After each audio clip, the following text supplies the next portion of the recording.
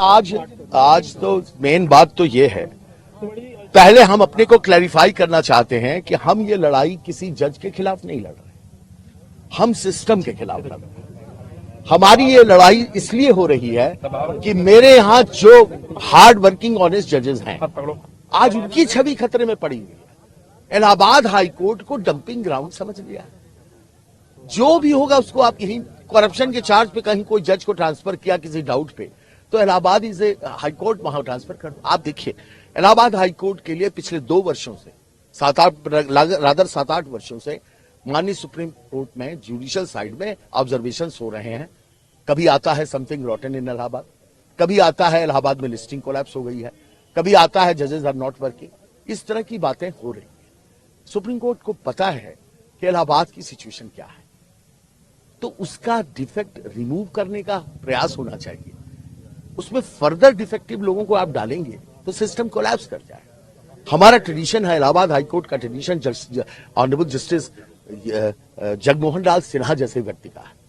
Justice Jagmohan लाल सिन्हा इसी अदालत में सिटिंग प्राइम मिनिस्टर के खिलाफ उन्होंने बयान दिया, जजमेंट दिया, और जजमेंट के बाद आज जानते हैं उस परिवार ने उसका कभी कोई फायदा नहीं उठाया।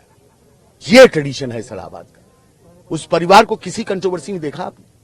कभी नहीं देखेंगे आप, क्योंकि वो एक ऐसे सिद्धांत पे चलने वाले लोग हैं जहां वो काम करते हैं, न्यायालय को मंदिर समझते हैं और पूजा समझते हैं। हमारे यहां ऐसे जजेस हैं जो आपको बता दूं, रात 10 बजे से पहले वो अपने घर नहीं जाते। वो जजमेंट डिक्टेट करते हैं, एक एक जजमेंट को चेक करते हैं, और आंख बंद करके उनके यहां जब वकील अपीयर होता है, उसका केस खारिज होने के बाद वो अपने क्लाइंट से जानते हैं क्या कहता है। वो कहता है कि अगर यहां खारिज हुआ है इसका मतलब तुम्हारे केस में कुछ नहीं। ये भरोसा है हमारा न्यायालय पर। तो क्या ये लड़ाई, और आज ये एक टेंटेड आदमी को अब आप कहते हैं जस्टिस यशवंत वर्मा अभी तो प्रूव नहीं हुआ। जब बात ये हो गई, ये सिविल सर्वेंट तो है नहीं, ये है जज। एबव सस्पिशन इनको होना चाहिए। सीजर्स वाइफ वाला नारा तो बहुत पुराना है, हमारा कहा हुआ तो है नहीं, ये तमाम सुप्रीम कोर्ट के जजमेंट में कोटेड। केवल सस्पिशन के आधार पर इनको हटा देना चाहिए, नहीं हटा सकते। अच्छा, प्रोटेक्शन जो मिलता है, अब संवैधानिक प्रोटेक्शन जो मिला हुआ है, बार बार प्रोटेक्शन की बात हो रही है, वो प्रोटेक्शन क्या है? वो प्रोटेक्शन है रिमूवल से प्रोटेक्शन, कि नहीं एक स्ट्रोक से नहीं हटाया जा सकता। इनका एक प्रोसीजर है, वो इन हाउस कमेटी उस प्रोसीजर के क्रम में बनाई गई है कि इनका रिमूवल होना चाहिए कि नहीं होना चाहिए। लेकिन क्रिमिनल केस में इनको कोई प्रोटेक्शन नहीं। पहली बार प्रोटेक्शन मिला जस्टिस वीरा स्वामी वाले जजमेंट में 1991। उसमें लिखा है कि बिना सीजीआई की परमिशन के एफआईआर नहीं हो सकती। पुलिस ने अपनी पूरी प्रक्रिया कंप्लीट की, पुलिस ने भेजा सीजीआई के पास, परमिशन नहीं ग्रांट हुई।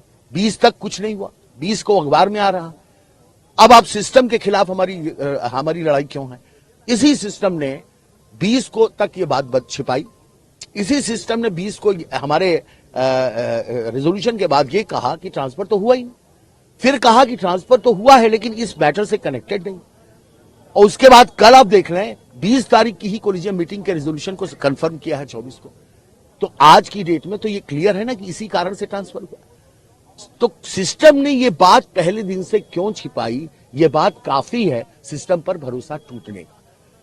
सेकेंड, पुलिस वहां गई, पुलिस ने किसी तरह का पंचनामा नहीं बनाया, पुलिस ने कोई जीडी एंट्री नहीं करी। क्यों नहीं की?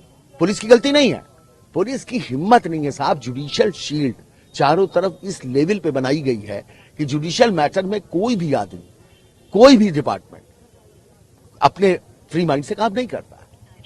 अगर परमिशन इनको ग्रांट कर दी जाती है सीबीआई को और ईडी को, तो ईडी और सीबीआई पर हिंदुस्तान की आम जनता का भरोसा है, लोकल पुलिस पर नहीं।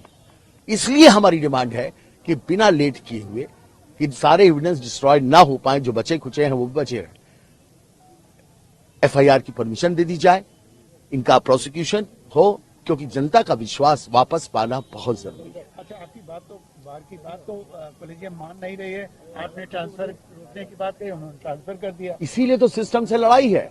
हम सरकार से, आपके चैनल के माध्यम से हम केंद्र सरकार से ये अपील कर रहे हैं कि उनके इस रिकमेंडेशन को रिजेक्ट कर दिया जाए और सरकार हमारे इस आंदोलन को ध्यान में रखते हुए एनजीसी के बिल को दोबारा प्रोड्यूस करे। इस सिस्टम को आप बदलने की जरूरत। अच्छा, कई चीजें ऐसी हैं जो क्या करें ना करें, कई चीजें ऐसी हैं जो हाईकोर्ट एक जज को प्रोटेक्ट करती है, सीबीआई जांच ये नहीं है, करना, कहाँ सारे मैं- बातें आ रही हैं। यही तो मिस रिप्रेजेंटेशन हो रहा है मीडिया में। पहले आप बिल्कुल साफ समझ लें, किसी भी मैटर के दो पार्ट होते हैं, एक होता है विभाग से उनकी नौकरी खत्म करना, और दूसरा होता है अगर क्रिमिनल अपराध है तो आपराधिक प्रक्रिया स्टार्ट करना। ये सब जगह होता है, और जजमेंट है कि दोनों एक साथ चल सकती हैं, इसमें कोई ओवरलैपिंग नहीं होती। ये जजमेंट है, सुप्रीम कोर्ट ने ही कहा। यहां केस है, जो कुछ सुप्रीम कोर्ट की कोलिजियम कर रही है, ये जस्टिस वर्मा के रिमूवल की प्रक्रिया है। रिमूवल में 3 मेंबर की कमेटी है, वो आएगी, मटेरियल आएगा, उसके बेसिस पे उनसे आगे की कार्रवाई की जाएगी। क्रिमिनल में कोई प्रोटेक्शन पूरे संविधान में कोई व्यक्ति बता दे अगर दिया गया है इनको, कोई प्रोटेक्शन जज को नहीं दिया गया। प्रेसिडेंट को दिया गया है लेकिन जज को नहीं दिया, गवर्नर्स को दिया गया है लेकिन जज को नहीं दिया गया, जज संविधान ने तो नहीं दिया। पहली बार ये प्रोटेक्शन दिया वीरास्वामी के जजमेंट है 1991 में, एक आध उसके बाद भी रिपीट हुए हैं। उस जजमेंट में बात इतना है कि क्रिमिनल का प्रोसिक्यूशन इनिशिएट करने से पहले सीजीआई की परमिशन की जरूरत है। सीजीआई परमिशन क्यों नहीं दे रहे हैं, ये बात समझ में नहीं आ रही। यही कारण है कि पूरा सिस्टम जो है, पूरा जो एडमिनिस्ट्रेशन सिस्टम है जो है, वो कटघरे में खड़ा हो गया। टेक्निकल चीज और है कि आप कह रहे हैं कि सारे इनके फैसले का रिव्यू करना, वो इसलिए किया जाना चाहिए कि ये हम नहीं कह रहे हैं, ये पान की दुकान पे खड़ा हुआ एक सामान्य नागरिक कह रहा। आप जरा गांव में, आज तो मीडिया में है, आप बिना मीडिया का चेहरा लिए हुए जरा सड़क के किसी कोने में, किसी जगह, किसी दुकानदार, किसी जो कभी मुकदमा लड़ा हो, आप पूछिए जरा उससे। क्या वो ये कह रहा है कि यार एक बात बताइए, वकील को अब पैसा देने की क्या जरूरत है जब जजेस साहब को दिया जा सकता है। ये लैंग्वेज है उसकी। क्या विश्वास जानते हैं किस लेवल पे टूटा है, किस लेवल पे भरोसा टूट गया। न्यायपालिका की टर्निंग पॉइंट ये मानता है? न्यायपालिका की बात ही नहीं कर रहा हूं, सिस्टम की बात कर रहा हूं, एडमिनिस्ट्रेशन की बात कर रहा हूं। न्यायपालिका न होती तो हिंदुस्तान नहीं होता। ये वो न्यायपालिका है जिसने इमरजेंसी में जनता का साथ दिया है। कोलिजियम अगर केवल जो सिस्टम ऑफ एडमिनिस्ट्रेशन है उसके रिविजिट की जरूरत। अगर कोलिजियम इनको वापस नहीं लेता तो ये अगर इनको वापस नहीं लेता, यहाँ भेजता, देखते हैं, हम तो लड़ सकते हैं, अब इसके आगे तो कुछ कर नहीं सकते। बार एसोसिएशन को कोई पावर तो दिया नहीं। हड़ताल जारी रहे। हड़ताल फिलहाल तो जारी है। कुछ लोग इसके विरोध में भी हैं। आप अब हर जगह होते हैं, मेरे सामने आया तो नहीं है कोई विरोध। लड़ाई अभी जारी रहेगी इस अब अगर मेरे प्राण नहीं गए तब तक तो लड़ाई जारी। अब ऊपर वाला अल्लाह चाचा बुला लेते हैं ऊपर, तब शायद कोई दूसरा लड़ेगा। देखिए, ये पहले बहुत दिनों से आप सुन ही रहे होंगे, 4-5 दिन से हम लोग का एक मुद्दा था, बहुत ही स्पष्ट मुद्दा था कि एक भ्रष्टाचार का सामना कर रहे हैं जज साहब, उनको इलाहाबाद ना भेजा जाए। हमारी यही डिमांड थी सुप्रीम कोर्ट से, बारंबार हमने कहा, लेकिन हमारी अंत में उन्होंने हमारी डिमांड को ठुकरा करके और फाइनली ये ऑर्डर पास कर दिया कि नहीं, उनको यही इलाहाबाद भेजा जाएगा, जो उनका पेरेंट हाई कोर्ट है। ये पेरेंट हाई कोर्ट में भेज करके उनको रिवॉर्ड देने का जो सुप्रीम कोर्ट ने ये प्रोसीजर किया है, हम इसका पूरा विरोध कर रहे हैं। और हम जब तक हमारी डिमांड मानी नहीं जाएगी, हमारी मांग मानी नहीं जाएगी, तब तक हम इसका विरोध करते रहेंगे इसी प्रकार से।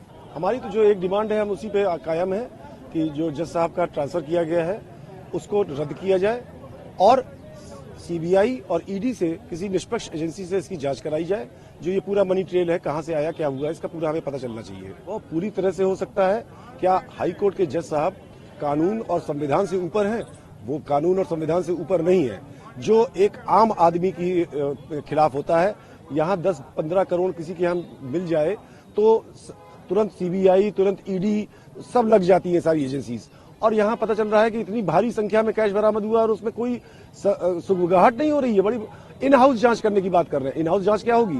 कौन सा जज है जिनको फोरेंसिक की जानकारी है, जिनको इन्वेस्टिगेशन का पूरा नॉलेज है? ऐसा कौन जज है जो कर पाएंगे ये काम? ये कोई नहीं कर सकता है जब तक कि इसमें इसके जो प्रोफेशनल्स हैं, जिनको ये जानकारी, जिनको मालूम है कि कैसे किया जाए, विशेषज्ञ लोग जो होते हैं, वो जब तक ये नहीं करेंगे तब तक इसमें हम इससे संतुष्ट नहीं होंगे इस जज से। मैं विक्रांत पांडे, महासचिव हाईकोर्ट बार एसोसिएशन।